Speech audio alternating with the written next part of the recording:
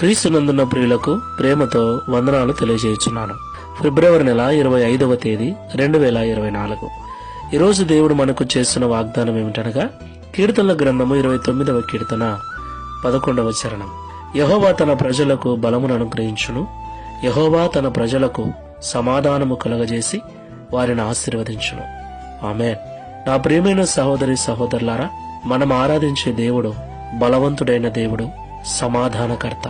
ఈ లోకంలో సమాధానంగా లేకపోతే ఇంట్లోనైనా సరే, సంఘంలోనైనా సరే, సమాజంలోనైనా సరే, ఆఫీసులోనైనా సరే, ఎక్కడైనా సరే ఇరుగు పొరుగు వారి మధ్యన, కుటుంబీకుల మధ్యన సమాధానం లేకపోతే, మన మనసులో మనకు వ్యక్తిగతంగా సమాధానం లేకపోతే ఎంత గందరగోళంగా, ఎంత అల్లరిగా ఉంటుందో కదా. అవును ప్రియులారా, ఆ స్థితిని వర్ణించలేం. ఎటూ తోచని పరిస్థితి, ఏమీ చేయలేని పరిస్థితి, ఒంటరినైపోయానన్నటువంటి ఆలోచన కూడా కలుగుతుంది.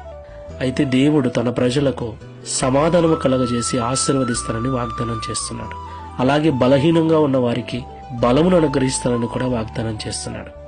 ప్రియులారా, బలహీనంగా ఉండటం అంటే శరీర విషయంలో బలహీనంగా ఉండటం, పాపమును జయించే విషయంలో బలహీనంగా ఉండటం, ప్రార్థన చేసుకునే విషయంలో బలహీనంగా ఉండటం, ఆత్మీయతలో బలహీనంగా ఉండటం.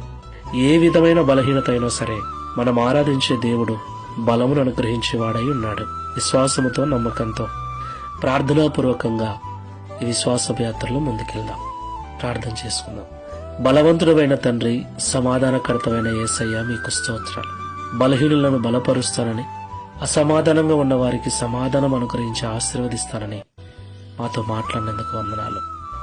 ఈ ప్రార్థనలో ఏకీపిస్తున్న బిడ్డలలో అసమాధానపు స్థితి కలిగి ఒంటరితనములో కుమిలిపోతున్న వారిని జ్ఞాపకం చేసుకోండి. అలాగే శారీరకంగా, ఆత్మీయంగా, ఆర్థికంగా బలహీనులుగా బ్రతుకుతున్న వారిని జ్ఞాపకం చేసుకొని అన్ని పరిస్థితులలోనూ బలమును అనుగ్రహించండి.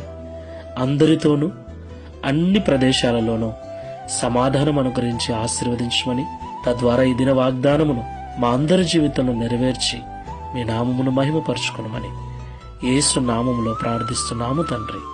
ఆమేన్. Praise the lord. God bless you.